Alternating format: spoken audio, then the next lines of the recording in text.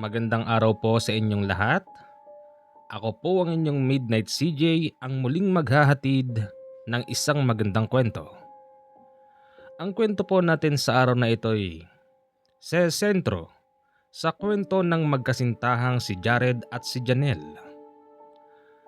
Maganda rin po ang kwento na ito, kaya sana inyo ding subaybayan hanggang sa dulo. Isang oras lang po ito. Tara, at sabay-sabay na nating pakinggan.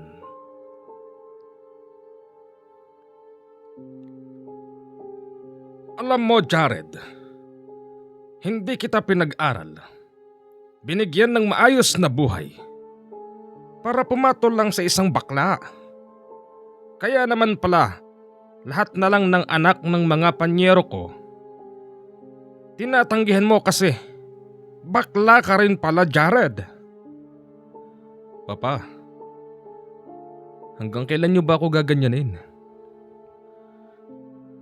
Di niyo ba ako matatanggap?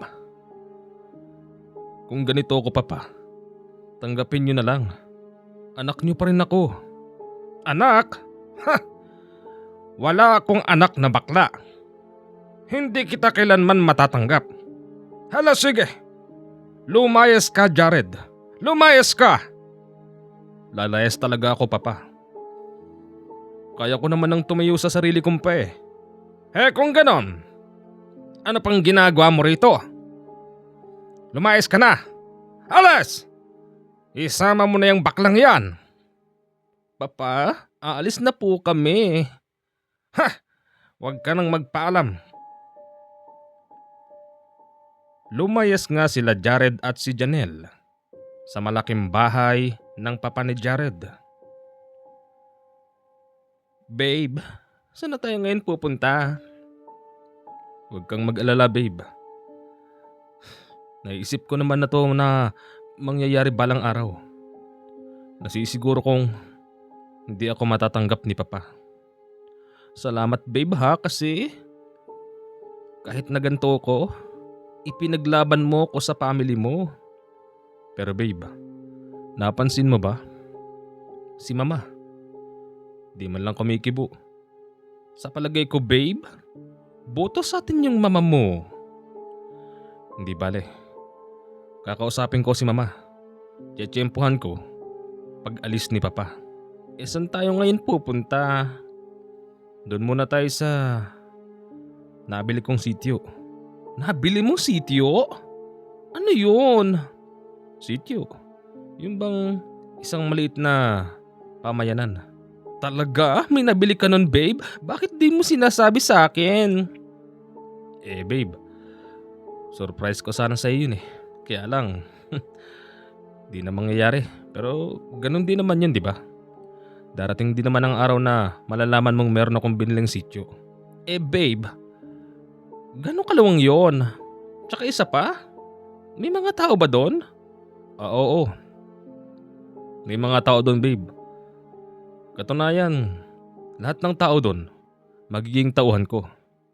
Babe, saan ka naman kumuha ng pinangbili mo doon? Inipon-ipon ko yung bigay sa akin ni Papa at ni Mama. Kasi babe, naiisip ko talaga balang araw din nila ako matatanggap.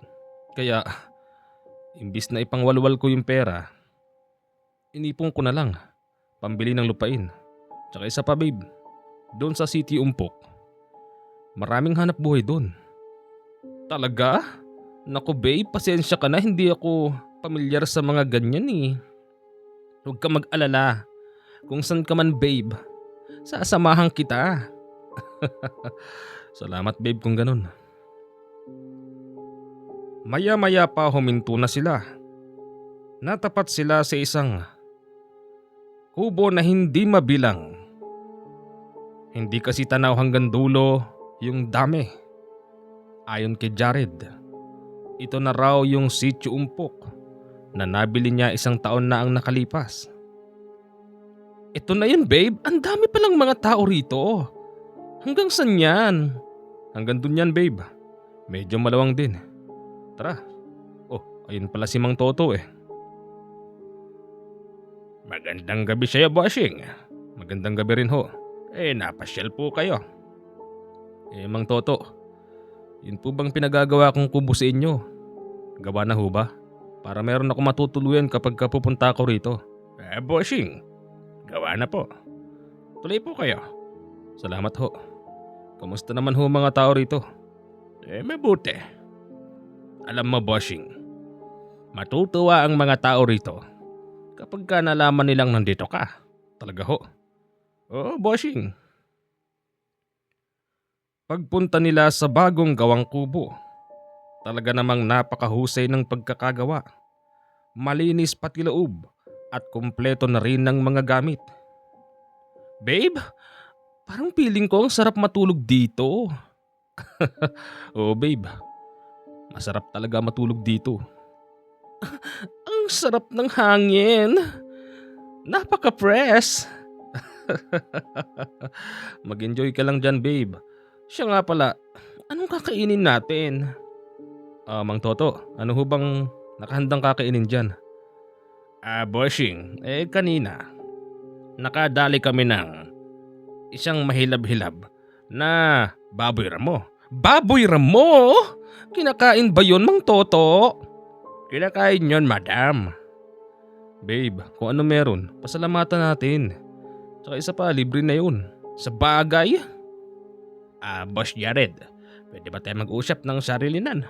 Babe, saglit lang ha. Mag-uusap lang kami. Okay, Gora. Boss, sino yung kasama mo? Si Janelle, kasintahan ko. Oh, Mang Toto, bakit parang hindi ho yata kayo nagulat? Boss, ako na may hindi ako judgmental na tao. Bakit naman ako magugulat? Kung yun nga ang gusto mo. At siya ang mahal mo, hindi ba? Salamat ho sa suporta, Mang Toto. Siya nga ho pala. Kamusta na ho yung mga pananim natin? Ayun, boss. Siya palagay ko sa susunod na 2 linggo, pwede na tayong magpaanin ng palay. Mang Toto, bantayan yung maigi, baka mamaya mapasok tayo ng mga taga-kabilang sitio. Manakawan tayo. Huwag ka mag-alala, boss. Lahat ng bilin mo ginagawa natin. Salamat ho. Sa unang gabing pagtulog doon ni Jared at ni Janelle, naging maayos naman ang lahat. Ito yung klase ng sitio na halos walang kumakagat na lamok. Halos wala ka ring maririnig na ibon na parabang hinahanting ng mga tao doon. Yung mga ibon sa sitio. Good morning, babe! Oh, babe. Aga mo naman. Ikaw ang maaga. Nagluto ka ba? Hindi. Nagkape ako ron sa kabilang kubo. Pinagkape ako ni Mang Toto. Babe, balik ka. Papakilala kita. Okay. Nagulat ang baklang si Janelle kasi naggagandahan ang mga babae sa sitio. Mga taga-sitio umpok. Malugod kong pinapakilala sa inyo. Kasintahan ko si Janelle. Hindi nagustuhan ng baklang si Janelle yung pagpapakilala sa kanya kasi magaganda talaga ang mga babae ron. Babe, ha? Kaya mo yata binili tong sitio na to kasi magaganda ang mga bebot dito. Babe, ano ka ba? Malayo ito rong Kalapapat, mama. Hindi pa sila nakakarating dito. Kaya ito ang pinili ko. Maniwala ka sa akin. Hindi dahilan yung sinasabi mong ganda ng mga kababaihan. Totoo po yun, Madam Janelle. Oo, magaganda talaga mga babae rito. Pero sa palagay ko na may hindi yun ang naging dahilan. Kung titignan mo kasi, ang klase ng lugar talagang peaceful, tahimik at merong hanap buhay. Talaga ha? Baka mamaya, dahil lang sa mga mapuputing bebot na yan, kaya mo to binili. Hindi nga babe. Ano ka ba? Sige, sabi mo yan ha? Makalipas ang 2 araw, nagbaba ng order si Janelle sa kasintahang si Jared. Ang sabi niya, yung mga naggagandahang babae, wag daw lalabas ng bahay kapag sila'y naglalakad sa daan Babe naman, binabawalan mong lumabas yung mga babae. Babe, lupa lang ang sa atin dito. Hindi sa atin, yung mga tao. Oo, at mga tauhan ko sila. Ah, basta! Kung maaari nga, palayasin mo rito yung mga babae na yan. Nagseselos ako. Baka mamaya maagaw ka niya sa akin. Hindi babe. Hindi mangyayari yun. Kung gusto ko ng babae, di sana. Yung mga babaeng nirereto sa akin ni Papa. Talaga namang magaganda rin. Anak mayaman pa. O tapos? Ha? Sige, ikwento mo pa. Ikwento mo pa. Babe naman, nagpapaliwanag lang ako eh. Tama na. Nagsiselos na ako. Baka mamaya sabihin mong ikinis ka pa nung dito? Babe, ano ka ba? Huwag naman nating pagbawalan yung mga tao. Tsaka nagtatrabaho sila sa koprahan at sa bukid. Siguraduhin mo lang babe na hindi ka maagaw sa akin nung yung isang menunal dito? Ayun ba? Wala yun. Bata pa yun babe. Kahit na! Walang bata-bata sa pag-ibig no? Oo na, sige na, sige na. Huwag kang mag-alala. Ikaw lang ang mahal ko. Lumipas ang isang buwan. Mas lalong nakikita ang kasamaan ng ugali ni Janelle. Lalo na sa mga kababaihan sa Sitio Umpok. Ma'am Janelle? Ma'am? Ah! Bakit? Anong ginagawa mo rito, ha? Ma'am, inutusan po ako ni Mang Toto. Pinapunta po ako rito para kunin daw po yung merienda ng mga nagtatanim ng palay. Ano? Hay! Pati ba naman merienda? Sagot pa namin? Hindi ba kayo nahihiya? Oh babe, ano yan? Sir Jared, magandang umaga po. Magandang umaga naman sa'yo. Ano nga tin? Pinapunta po ako rito ni Mang Toto. Pinakukuha po yung merienda po ng mga nagtatanim ng palay. Ganun ba? Ano ba yung tinataniman nyo? Yun pong bagong araro nung nakaraan. Yung anihin. Doon po yung sa gawin, sir. Sige, heto. Ako na! Ako nang magbibigay! Baka mahawakan mo pa yung kamay niyang puro kalawang? Salamat po, Ma'am Janelle. Salamat? Umalis ka na nga! Naiirita ako sa'yo. Babe naman, bakit naman ganyan yung pakikitungo mo sa tao? Ilang beses bakit ang pagsasabihan na ikaw lang? Kahit na! Nagsiselos ako! Babe, may pupuntahan pala ako. Saan? Sasama ako. Doon, titignan ko yung tanim kung maganda. Sige, sasama ako. Pagdating sa taniman ng palay, uminit na naman ang ulo ni Janelle. Puro babae pala nagtatanim dito eh.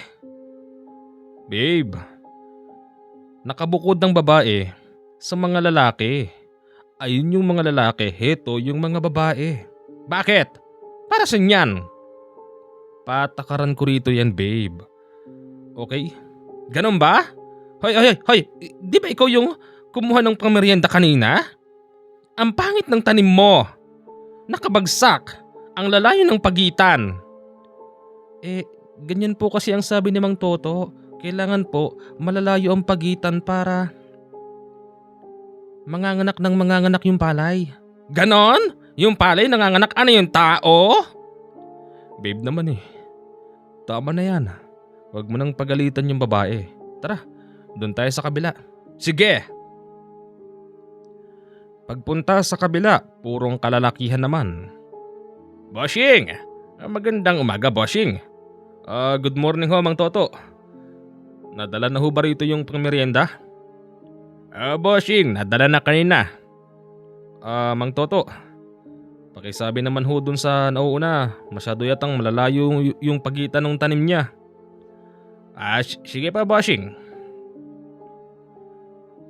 Merong isang lalaki doon na iba ang titig kay Janelle.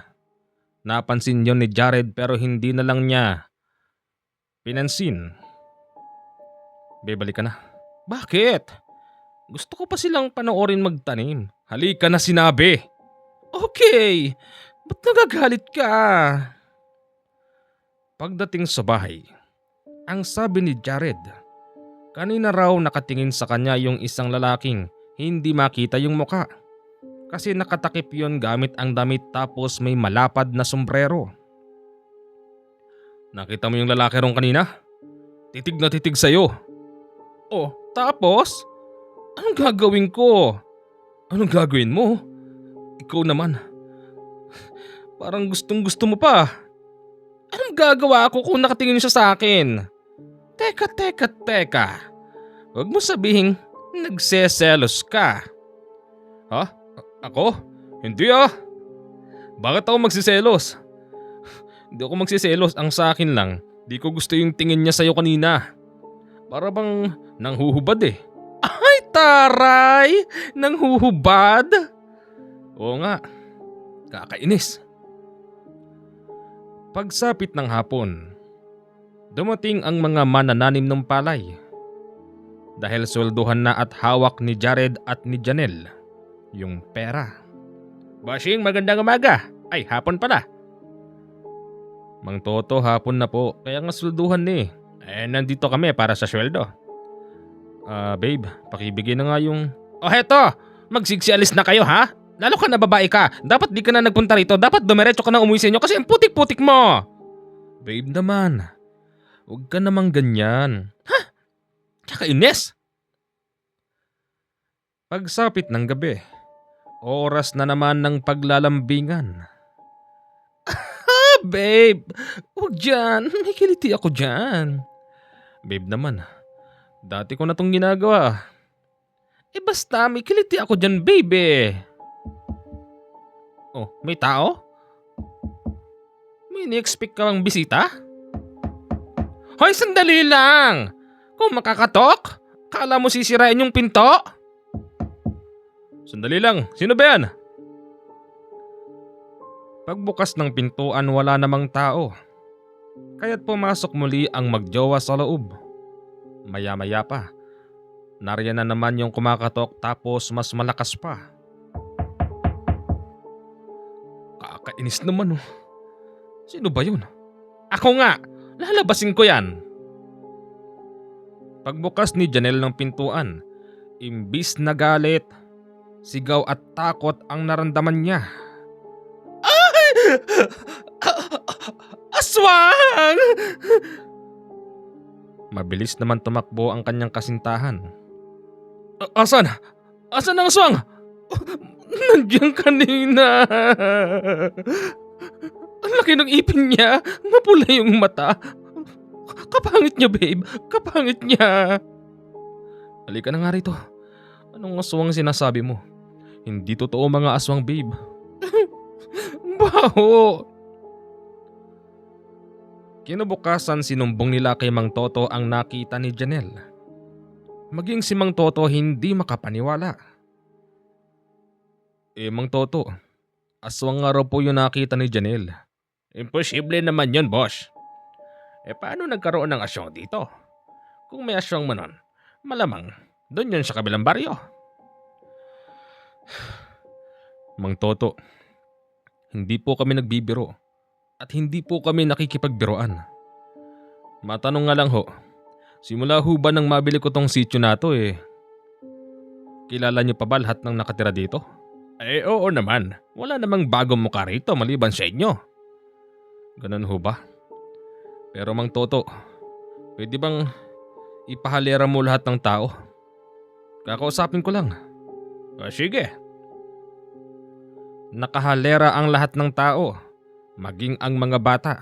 Wala kasi silang magagawa kung hindi sumunod dahil ang lupang tinitirikan ng bahay nila ay pag-aari ni Jared. O mahal, turo mo nga rito.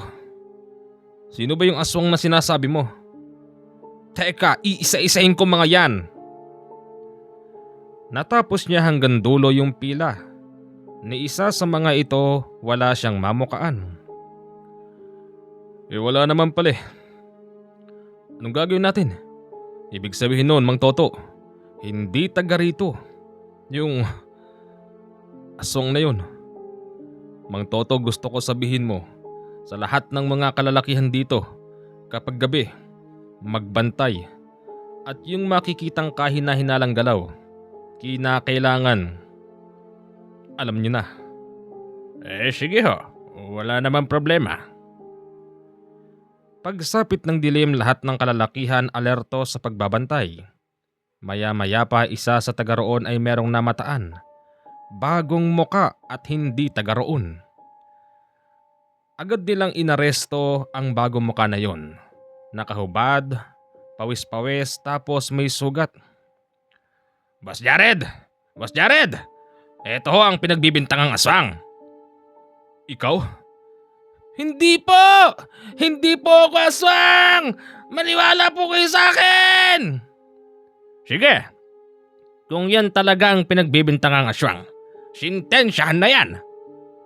Teka, sandali lang. Mang Toto. Bakit sintensya? Di pa nga sigurado kung totoong aswang yun eh. Parang awan nyo na po!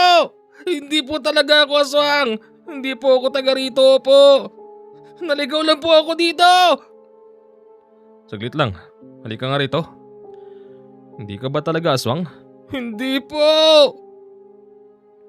Babe, kilitisin mo nga. Hindi naman bata yun eh. Mukhang matandang kulubot ang muka. Ganun ba? Oo, hindi yan yon. Pakawalan nyo, kawawa naman. Pinakawalan ng batang inosente. Kasi nga hindi naman yun yung aswang na sumilip sa kanilang bahay. Kinabukasan, hindi pa man sumisikat ang araw. Kumakatok na si Mang Toto. Ang sabi, isa raw sa mga tao sa sitio ang natagpo ang patay. Nako, bossing, natagpo ang patay yung isang taga rito sa atin. Baka naman may sakit. Bigla lang sigurong natumba ron. Hindi, may sakit ba yung nakahalambitin? Paano nakahalambitin, Mang Toto?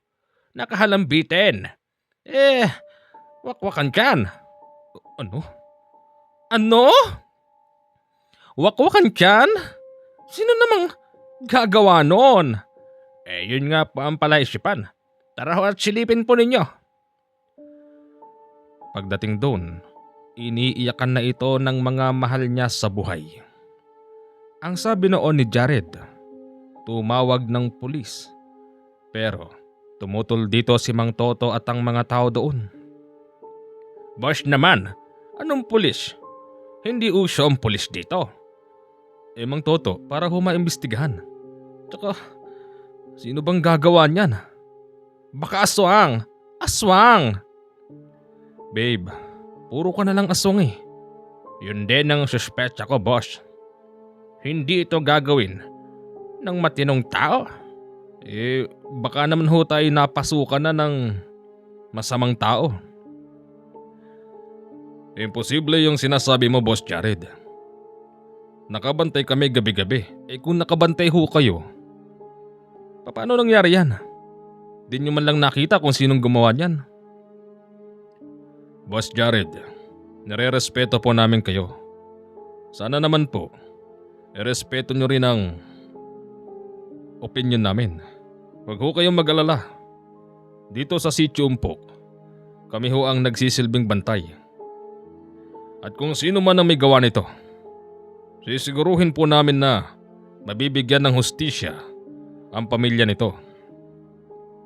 Kuya, sa palagay nyo ba taga rito lang ang may gawa niyan? Hindi ko masasabi. Siguro palagay ko napasukan tayo ng ibang tao. Ano bang ginagawa nyo kasi? Bakit? Patulog-tulog lang yata kayo sa gabi. Hindi ba nagbaba kami ng order na huwag kayo magpapapasok ng ibang tao rito? Sa lupain ko kasi private to. Boss Jared, pasensya na ho talaga. Sige na, magtrabaho na kayo. At yung patay, kinakailangan 3 araw lang ang burol ha. Hindi pwedeng lalampas doon. Pagkatapos noon ilibing na. Sige ho, Boss Jared. Sa 3 araw na nakaburol yung patay, ito yung gabing halos hindi makakalimutan ni Jared at ni Janelle. Dahil unang gabi pa lang, marami namang tao. Pero napansin ng magkasintahan na para bang may mali yata. Yung mga tao kasi na naroroon Lahat tahimik. Para bang mga nakatulala lang. Ano bang nangyayari sa mga tao rito, Jared? Buhay ba mga ito? Bakit ganon? Parang wala silang wisyo. Mang Toto. Mang Toto. Mang Toto. Bash! Nang magsalita si Mang Toto, dun pa lang din nakapagsalita yung ibang tao. Ano ba nangyari sa inyo? Parang tumigil ang oras nyo. Ewan ko, hindi ko alam. Mang Toto, parang may mali dito. Ha? Paano mali? Teka, silipin ko nga lang yung nakaburol. Bago makalapit doon si Jared, biglang nag-iyakan ang mga mahal nun sa buhay. Dahil wala na yung patay sa loob ng kabaong. Bagkus, napalitan ng sahan ng saging. Sahan ng saging? Paano nangyari yon, babe? Hindi ko alam. Mang Toto, ano nangyari rito? Bakit nawala yung katawan ng patay? Nako, yan ang hindi namin malaman. Sa palagay ko, naisahan tayo ng balbal. Anong balbal? Ano yun? Balbal. Ang balbal ay isang uri ng aswang na kumakain ng patay na tao. Ano? Yak! Pati nakakainin pa? Opo, madam. Teka nga, sandali. Hindi na yata maganda tong nangyayari. Anong ginagawa nyo? Bakit hinahayaan yung makapasok yung balbal na yan dito sa lupain ko? Teka babe, di ba kanina nang dumating tayo parang tumigil ang oras ng mga ito. Walang nagsasalita, parang wala man lang gumagalaw. Hindi kaya't nandyan yung balbal kanina? Huh? Alam mo, bossing, napansin ko din kanina. Hindi namin alam ang mga sumunod na nangyari sa pagitan ng alas 8 at alas 9. Kung ganoon, naniniwala ako, Mang Toto, na talagang napasok tayo ng aswang dito sa sitio. At kung hindi man siya taga rito, malamang isa siyang dayuhan. Sa pagkakataong yon, ang sabi noon ni Mang Toto dapat ilibing na kinabukasan yung patay. Pero tumutol dito si Jared dahil nakapangako siya sa pamilya nito na 3 araw ililibing ang nasabing patay. Kinabukasan ng gabi, pumunta na naman ang magkasintahan. Pagdating doon, nagulat sila kasi naroroon na naman yung patay na katawan. Teka, ano ba nangyayari dito, Mang Toto? Nung nakaraang gabi nawala yung katawan. Hindi pinalibing yung naging kapalit na sahan ng saging. Kasi nga 3 araw ang billing ko. Tapos ngayon, bumalik yung katawan. Ano ba nangyayari dito sa sitio na to? Boss, di ko rin maintindihan eh. Sa palagay ko, talagang may gumagawa rito. Boss Jared, nung pag-alis nyo ng nakaraang gabi, di ba saha lang ng saging ang nasa loob nung kabaong? Oho. Tapos mga 2 oras, nabalik na naman yung katawan. Sa palagay ko, hindi bastang salamangkang itim ang ginagamit na kung sino man yun. Sa palagay ko, taga rito lang yon, Jonard. Mang Toto, mahirap pong magbintang. Kung totoo mang taga rito siya, malalaman at malalaman ko yon. Paano ho, Mang Toto? Paano? Ako na ang bahala ron. Isa na namang hindi ka panipaniwala ang nangyari sa gabing yun. Kasi nung sabihin yon ni Mang Toto, para bang tumigil na naman ang oras. Maliban lang kay Jared at kay Janelle, tanging sila lang ang nakakakilos at nakapagsasalita. Pagtingin naman nila sa nakaburol, nakita nilang yung kabaong nababalutan ng purong usok. Tinangka ni Jared lapitan yon, pero para bang merong malakas na puwersang nagtutulak sa kanya upang hindi ito malapitan. Babe! Huwag kang lumapit! Ano bang nangyayari dito? Maya-maya pa, kitang-kita nilang yung nakaburol ay biglang bumangon. Naglakad ito habang nakahawak yung kulay itim na usok. Dumaan ito sa likod at pumunta sa kagubatan.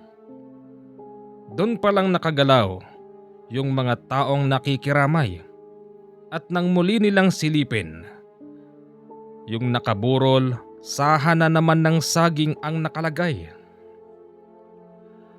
Hindi na ito nakakatuwa. Ginagamitan tayo ng salamangka. Malaman lang natin, Mang Toto, kung sinong gumawa nito. Walang kapatawaran. Talagang wala. Patay na nga yung tao eh. Bakit ganon? Ano bang paraan mo para malaman natin kung sinong gumagawa nun? Hindi bale. Mamaya, lalakad tayo. Mang Toto, sasama ho ako. Sige ho, Boss Jared. Kayong bahala. Lumakad nga sila pagkatapos nun. Bitbit ang isang garapong asin. Lahat ng mga kubo ay kanilang sinabuyan. Ayon kay Mang Toto, sa oras daw masabuyan ang bahay ng aswang sa kanyang sitio. Paniguradong magre-react ito. Pero halos lahat nabuhusan na ng asin. Walang ni isang nag-react. Ano nang gagawin natin ngayon? Hindi taga rito yung aswang. Sa palagay ko, Mang Toto, hindi basta aswang yun. Napasok tayo. Anong gagawin natin ngayon? Yun ang hindi ko alam. Bakit? Hindi tayo humingi ng tulong sa may alam? Saan ho, Mang Toto? Sa may alam. Sa mga albularyo. Mang Toto, naniniwala kayo sa mga albularyo? Boss Jared, aswang nga totoo. Albularyo pa kaya? Yang mga aswang, yan ang katapat ng mga albularyo. Ganun ho ba? Pero siguro antay na lang natin mailibing yung patay. Sigurado, mamaya nariyan na naman yung tunay na katawan. Sigurado yon. Yung sumunod na gabi, ito na yung pinaka nakakatakot sa lahat. Nakaupo si Jared at si Janelle malapit sa kabaong habang nakikipagkwentuhan sa pamilya ng naulila. Si Janelle bigla na lang napahiyaw. Nakatingin ito sa bandang paa ng kabaong. Itinuturo nito na meron daw lalaking maitim na nakatayo doon. May pangil, mapula ang mata tapos meron daw sungay. May sungay! Ano ba? Wala naman ako nakikita eh. Wala naman ho kami nakikita, madam. Ayun! Ayun siya! Sa takot ni Janelle, hinatak niya ang kasintahan pa uwi sa bahay. At doon ipinagpatuloy ng bakla ang paghuhumiyaw na parabang nadala nito ang trauma pa uwi sa bahay. Jared, ayoko na rito sa sityong nabili mo. Umalis na tayo dito. Ano ka ba naman, Janelle? Ikaw lang ang nakakita sa sinasabi mo. Baka naman guni-guni mo lang yon. Hindi! Wala akong third eye. Basta nakita ko, maitim na lalaking mapula mata. Meron siyang sungay, parang yung doon. Huwag mo nang sabihin yung babe. Kakatakot. Talaga nakakatakot. Tara, bumalik tayo ron. Ayoko na. Dahil sa ayaw nang bumalik doon ni Janelle, kumatok si Mang Toto sa bahay nila at sinabi ang naging sitwasyon. Nako, Boss Jared. Katakot-takot talaga ang nangyari. Bakit ho, Mang Toto? Ano ba nangyari doon? Ay yung tinuturo ni Ma'am Janelle, nakita nung isang taga roon. Kami na may hindi namin nakita. Kaya lang, para bang totoo Kasi namatay yung ilaw sa kandila. Tapos nagbagsakan yung mga kung ano-anong nakasabit doon. Boss Jared, maniwala ka sa akin. Kinakailangan nating humingi ng tulong sa mga albularyo. Sinong albularyo naman po ang kukunin natin? Albularyo? May kilala kong albularyo ron sa kabilang sityo. Mahusay yon. Ngayon na ho ba? Kung sasabihin mo ngayon, boss, pupuntahan ko na talaga. Sige ho, at babalik kami ron. Ayoko! Janelle, huling gabi na ito ng burol nung taga rito. Tauhan ko siya, Janelle. Kaya kinakailangan makirami tayo. Ayoko nang tumila rito. Gusto ko nang umalis dito, Jared. Ibenta mo na to. Nako, madam, dati wala namang ganyan dito Nakapagtataka lang. Simula nang mabili ni Boss Jared ito, ngayon lang nangyari mga bagay na yan. Agad na sinundo ni Mang Toto ang nasabing albularyo. Pagdating doon, nang lalaki ang mata ng albularyo tapos naluluha. Diyos ko po! Hindi ito maaari! Hindi! Bakit ho? Ano ho bang nakikita ninyo? Hindi! Manong, bakit ho ba? Ayon sa pagsasalaysay ng matandang albularyo, yung namatay daw ay tuluyan ng hindi maililibing kinabukasan. Kasi kukunin na raw ito ng isang makapangyarihang aswang.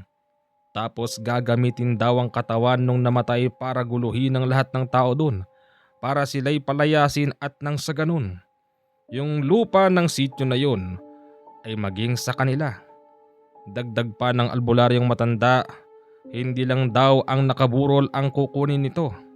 Marami pa. Kaya't sabi niya tignan daw ang mga batok nila.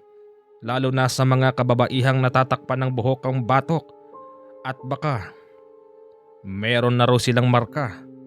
Ito raw ay isang halimbawa na inaangkin na ng makapangyarihang aswang ang mga tao sa Sitio Umpok. Pagkatapos noon nagpaalam na ang albularyo. Ang sabi naman noon ni Jared, ihatid ang albularyo papalabas sa sitio. Boss Jared! Boss Jared! Oh, bakit parang takot na takot ka? Ako, Boss Jared, yung matandang albularyong hinatid namin, tinakbuhan kami. Ang sabi niya, umalis na raw kami sa sitio kahit ngayon. Sabi niya sa akin, ako raw may marka daw ako. Anong marka? Ewan ko doon. Tinakbuhan kami, ang bilis tumakbo. Boss Jared, kinakabahan kami. Baka nga totoo yung sinasabi ng tao na yun. Kumalma ka lang, kalma. Magpagayon pa man, hindi kayo pwedeng umalis dito kasi wala naman kayong tutuluyan na iba. Hindi ho ba? Tama ang sinabi mo, Boss Jared. Saan ba kami pupunta? Kaya nga, kahit na hindi namin lupain, pinatira mo kami. Malaking utang na loob namin sa'yo. Kinabukasan na ilibing na yung patay. Ngayon, ang plano nila'y makikiramdam. Sa palagay ko, meron pang susunod na mamamatay. Hindi natin alam kung sino sa atin dito. Base sa sinabi ng matandang yon, marami na rito ang may marka at yung mga walang marka tsak naguguluhin. At ang masama pa ron, baka kainin at ang lupain ng Sitio Umpok magsisilbing bagong lupa ng sumisibol na aswang dito. Anong gagawin natin ngayon, Boss Jared? Hindi ko alam. Wala akong maisip na paraan. Boss Jared, bakit di natin pabasbasan doon sa albularyo na yon itong buong Sitio Umpok? Nako, tinakbuhan nga kami. Parang palagay ko ho, Mang Toto, hindi na babalik dito yung albularyong matanda na yun. Kasi maging siya ay takot na takot. Pero kung babayaran ko siya, Babalik kaya? Susubukan natin. Muling sinundo ni Mang Toto ang albularyo. Sinabi nitong magbabayad ng kahit na magkano basta't orasyonan, basbasan at pausukan ang buong sitio Umpok. Pero hindi raw pumayag ang matanda dahil aanhin niya raw ang pera kung mamamatay naman daw siya sa sitio Umpok. Sinasabi ko na nga ba, Boss Jared? Aayaw ang matandang yun. Mahina naman pala yun eh. Hindi bale. Ako ang hahawak ng panibagong plano. Anong plano naman yung kuya? Albularyo. Albularyo lang ang makakatulong sa atin. Kuya, tinakbuhan na nga tayo ng albularyo. Saan pa tayo hanap ng albularyo? Hindi bale. Sigurado ako albularyo yung minsan nakita kong dumaan dito. Sino? Natatandaan mo ba, Mang Toto, nung nakaraang buwan? Bakit? Ano yan? Yung sinabi ko sa yung bagong mukhang napadaan dito. Yung tinanong ko pero hindi kumikibo. Nagalit ako pero tinawanan ako. Palagay ko, yung ganong style albularyo yun eh. Hindi man halata sa katawan pero sa palagay ko talaga meron siyang tinatago. At ang sabi niya pa sa akin, ito raw ang tanging daan para tagusin ang bundok na yan. Sinabi ko sa kanya noon, wala naman nang mapupuntahan dyan kasi nga bundok. Pero ayon sa kanya, marami pa raw nakatira sa gawin dyan. Paano naman mangyayari yon? Sa tagal ko na rito, wala naman akong alam na bahay sa gawin dyan. Ayun na nga ho. Ano hong plano mo, kuya? Abangan natin siya. Sa matandaan ko ganitong petsa nang huli siyang dumaan nung nakaraan. Baka sakali lang. Sa pagbabaka sakali nilang dumating ang sinasabi na albularyo, may mga nangyari pang kakaiba. Katulad na lang ng mismong si Mang Toto. Hindi makakilala nung araw na yon. May hawak siyang itak at lahat ng mga taong makikita niya'y hinahataw niya. Sinong lalaban sa inyo? Ikaw? Teka ho, Mang Toto, saglit lang. Ako ito, si boss nyo. Boss? Wala akong kilalang boss. Nako babe, sira na tuktok niyan. Halika rito. Lumayo ka dyan, baka mapano ka. Mang Toto, ano bang ginagawa mo? Ikaw? Papatayin kita. Tinugis ni Mang Toto ang taong yun. Natagan niya ito sa likod. Buti daplis lang. Kasabay din noon ang pagbagsak ni Mang Toto dahil nadulas. Doon nakakuha ng pagkakataon ng mga tao para awatin si Mang Toto. Itinali nila ito sa puno, kaya't ang ginawa ni Jared, kumuha siya ng maligamgam na tubig at ibinuhos kay Mang Toto. Dito pa lang ito nahimasmasan at bumalik sa dati. Bakit niyo ba ako tinali rito? Ano bang nangyayari? Babe, napansin mo ba? Kanina nung nagwawala siya, purong itim yung mata niya. Ano nagwawala, madam? Sino nagwawala? Mang Toto naman Buti na lang daplis lang yung nataga mo sa akin sa likod. Ano? Bakit naman kita tatagain? Mang Toto, hindi mo ba alam ang nangyari? Nangahagad ka ng tao. Kahit po ako, halos hindi mo na ako makilala. Ano? Nako, Boss Jared, wala akong alam sa sinasabi mo. Mang Toto, ibig bang sabihin sinapian ka?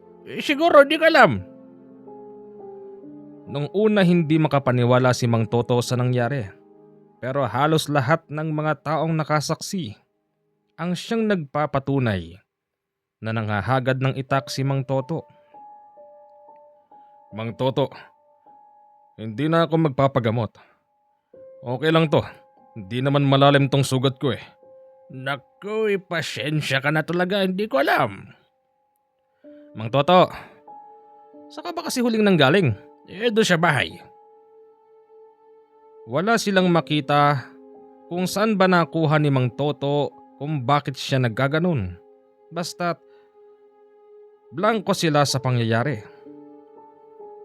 Sa mga sumunod na araw, si Janelle naman ang nangyari sa kanya. Nawala rin ito sa sarili. Kinuha niya yung baril ni Jared sa kwarto at lumabas tapos nagpapaputok. At lahat ng makikitang tao, binabaril ng baklang si Janelle. Butin lang talaga hindi ito marunong bumaril kaya't wala siyang tinatamaan. Ano? Ano kayo?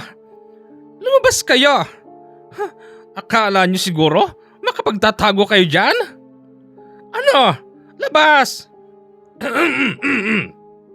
Madam! Ano yan? Sige! Lumapit ka! Puputokan kita! Janelle! Ano ba yan? Sino ka? Anong Janelle? Hindi ako si Janelle. Tila ba umamin ang nakasapi kay Janelle? Ang sabi, lalaki raw siya at ipinarating sa lahat ng mga tao roon ang gusto niyang mangyari. Ayon dito, mahigit kalahati na raw sa mga tao sa Sitio Umpok ang kanyang pag-aari. Lahat daw ng mga ito ay meron ng marka. Mga ilang buwan na lang daw ang lilipas, darating na siya at magpapakita. At lahat ng walang marka lumayas na raw. Pinangalanan nito si Jared at ang iba't iba pa. Ano? Pati ako? Pati ikaw? Akin ka na. May marka na kita. O hindi. Teka lang, Janelle, ano bang sinasabi mo? Bigla na lang nawalan ng malay si Janelle. Bumulagta ito sa harapan tapos nabitiwan yung baril.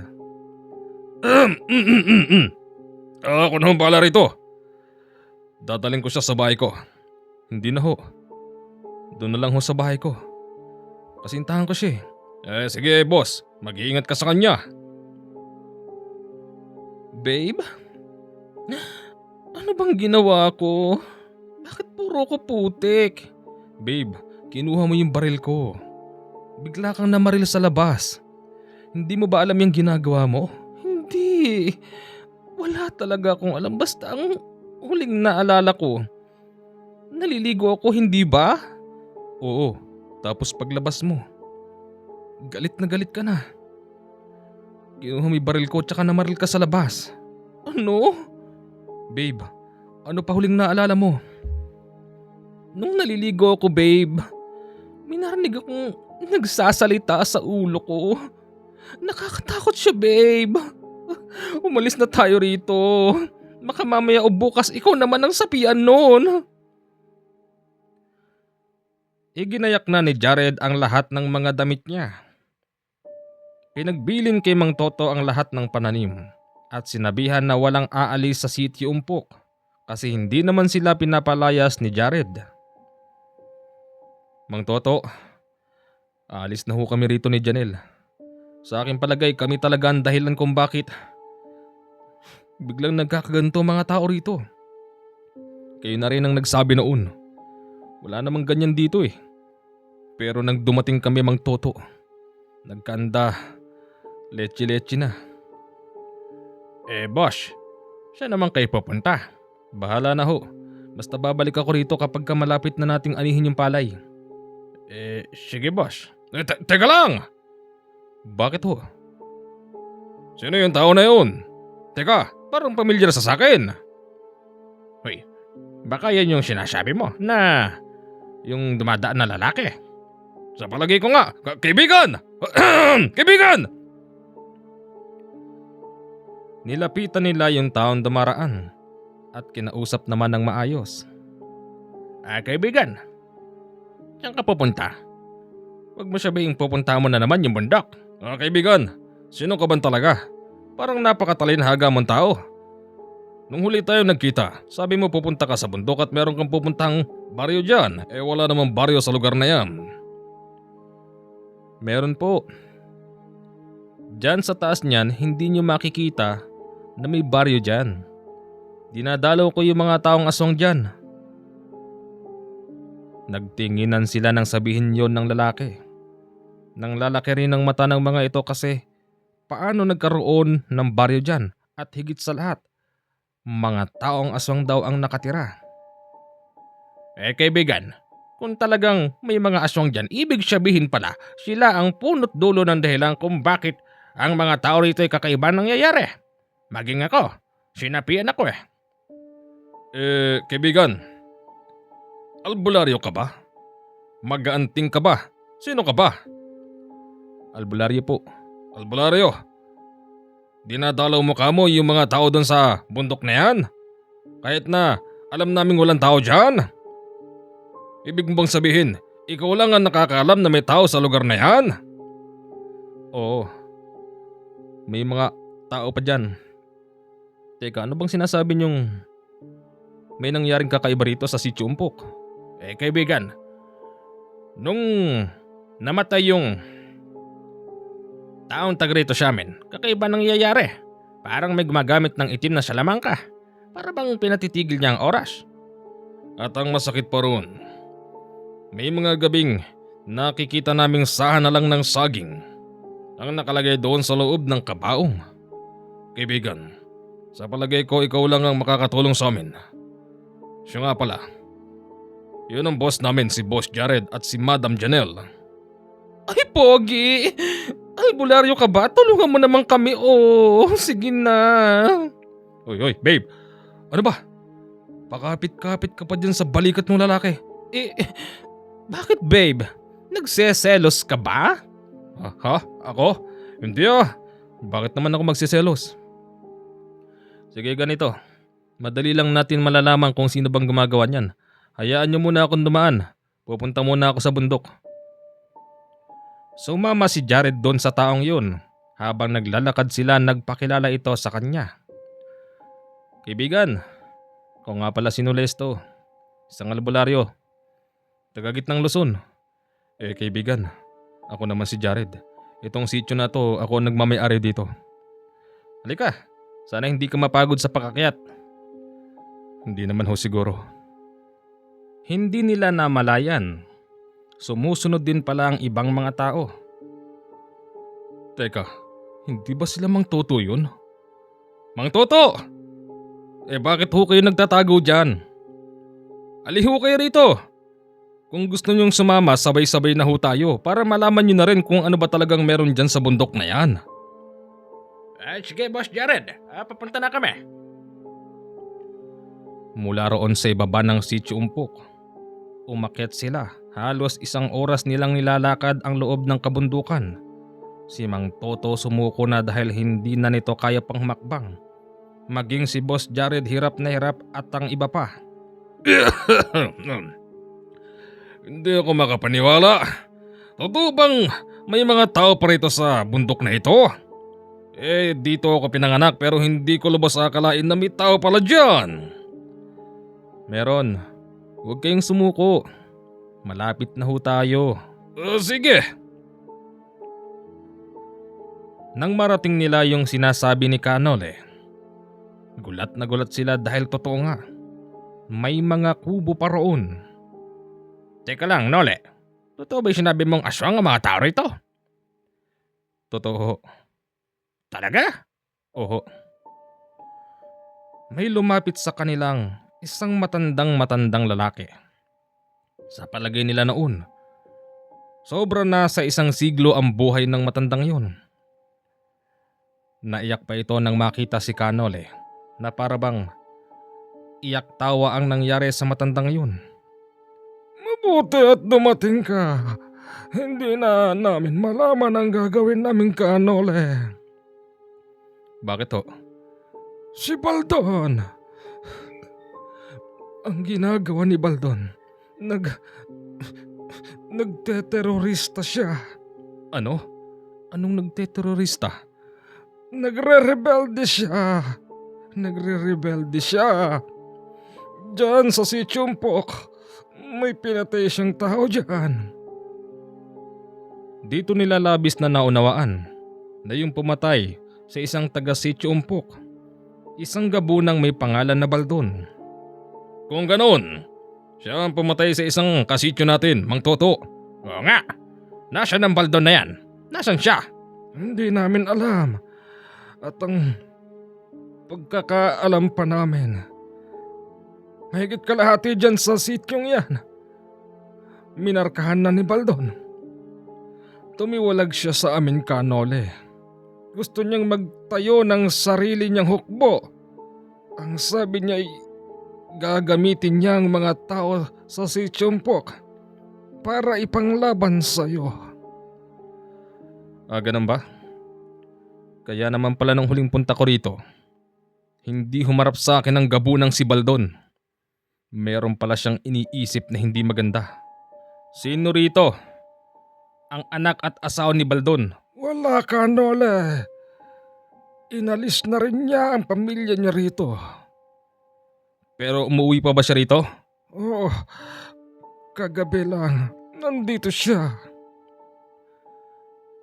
Habang nag-uusap sila, biglang dumating si Baldon. Naikumpara ito ng mga tao dahil nakita nila ang nasabing aswang na si Baldon doon sa burol ng taga Sitio Umpok. Teka, yung aninong nakita namin? Siya nga yun. Teka lang, parang ito rin yung sinasabi sa akin ni Janelle. Wala man siyang sungay ngayon pero yung katawan, siya ito. Baldon, halika nga mag-usap tayo. At anong pag-uusapan natin? Nole, panahon na para palagan ka. Matagal na panahon mo na kaming inipit. Para bang ikaw ang nagmamay-ari ng buhay namin. Hindi na ako makapapayag pa. Nakukontrolin mo kaming kumain. Baldon! Hindi dahil sa kanya, naubos na tayo noon. Ngayon, nagre-rebelde ka mag-isa. Sa palagay mo, kapag pinatulang ka ni Kanole, mabubuhay ka pa ba?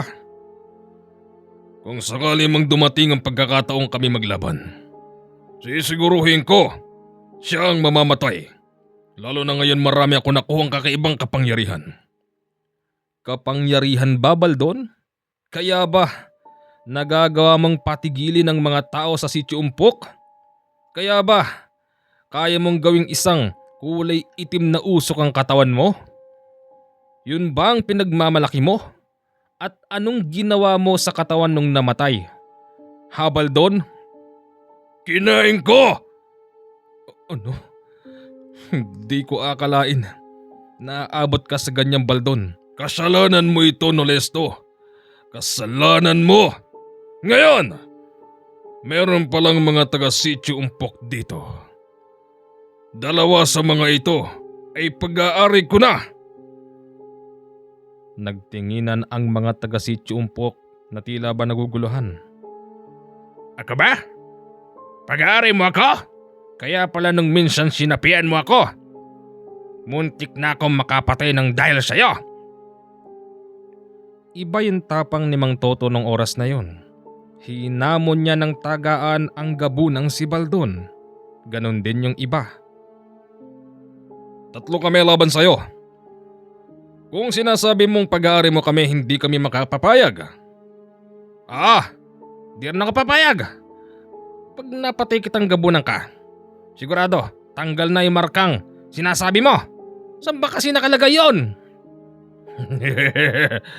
Narayan sa inyong mga batok. Kinapa nila yung mga batok nila. Laking pagtataka kung bakit para bang may bagong tahi sa batok nila. Yun daw pala ang ibig sabihin ng marka. Nailagay yon sa ilalim ng kanilang mga buhok nang hindi man lang nila nararamdaman.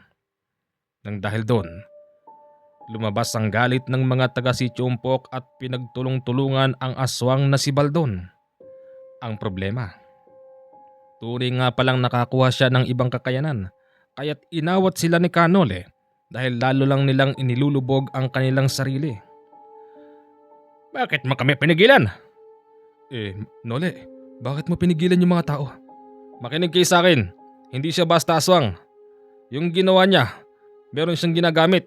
Baka lalo lang kayo malubog. Habang nakikipaglabang kayo, hinihigop niya ang lakas niyo. Inutusan ni Kanole yung iba na umuwi na. Lisanin na ang buong lugar pero walang gustong umalis. Hindi kami alis. Kami ang lehitimong taga rito. Kaya hindi pwedeng aariin kami niyan. Kung ganun, magiging tagasunod ko kayo sa araw na ito. Hindi ako papayag, Baldon. Harapin mo ako. Yun ang gusto kong mangyari. Haharapin talaga kita, Nolesto. Ipatitikim ko sa iyo ang bago kong kapangyarihan.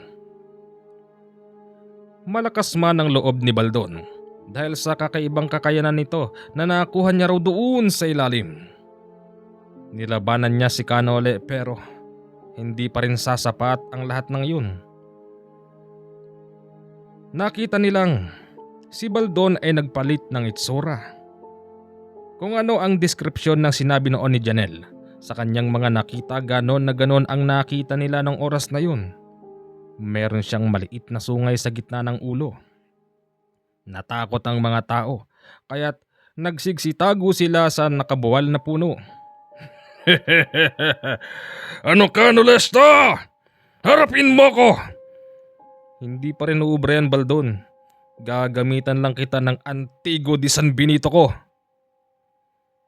Nilabas yun ni Kanole mula sa kanyang dibdib. Nung una, parang walang epekto sa gabunang si Baldon. Pero para ba siyang nabulag dahil tinakpan niya ang kanyang mata. Nagsisigaw. Ah! Ano yan? Ano to? Makapangyarihan to. Hindi pa rin sasapat yung pinagmamalaki mo. Bumulagta ang gabunan sa kanyang harapan at nang alisin ang kamay nito sa kanyang mga mata, hindi na makadilat yung mata niya. Kaya ang ginawa ng mga taga-Sitio Umpok sa pangunguna ni Mang Toto, wala silang awang dinagana ng bato ang katawan ng kalabang gabunan. Hindi lang yon, itinali nila ito at sinunog. Pagkatapos nun, nawala na yung mga marka nila sa batok. Yung pinakamatanda naman doon ay nagpapasalamat. Mabuti na lang daw dumating si Kanole dahil kung hindi siya dumating, siguradong matutupad ang pangarap ng kalabang gabunan na si Baldon. Umuwi na sila sa Sitio Umpok at sinabi nila sa mga tao na tapos na ang problema. Ano, tapos na ang problema? Umalis na tayo rito! Babe, hindi tayo alis dito. Okay na. Wala na tayong problema. Wala nang problema? Sigurado ka? Oo. Yun ang gugulo ron sa burol. Patay na. At isa ako sa gumawa nun sa kanya. Ganun ba? O sige, sabi mo yan ha? Oo. Pangako ko yan sa'yo. Lumipas ang ilang mga taon. Wala namang pananalakay mula sa mga aswang sa kabundukan. Katunayan, naging kaibigan pa nga nila ang mga yun. Kahit na aswang ang mga nasa bundok at purong tao naman ang nasa Sitio Umpok. Naging magkaibigan sila, magkakasamang kumakain at nagiinuman. Hanggang dito na lang po ang ating magandang kwento. Salamat po sa mga sumubaybay. Boring ba ang kwento? Pasensya na po kayo, yun po kasi ang nakasulat. Siya nga pala, pag gusto niyo po kaming kontakin sa Viber and WhatsApp lang po, wala nang iba, para po legit po na kami po yung kausap ninyo. At sa isa naman po nating channel, hindi pa rin po okay yung kaya dito lang po muna tayo mag-upload. Okay? Maraming salamat po sa inyong lahat and good night. Enjoy listening. Comment na po kayo sa ating comment section.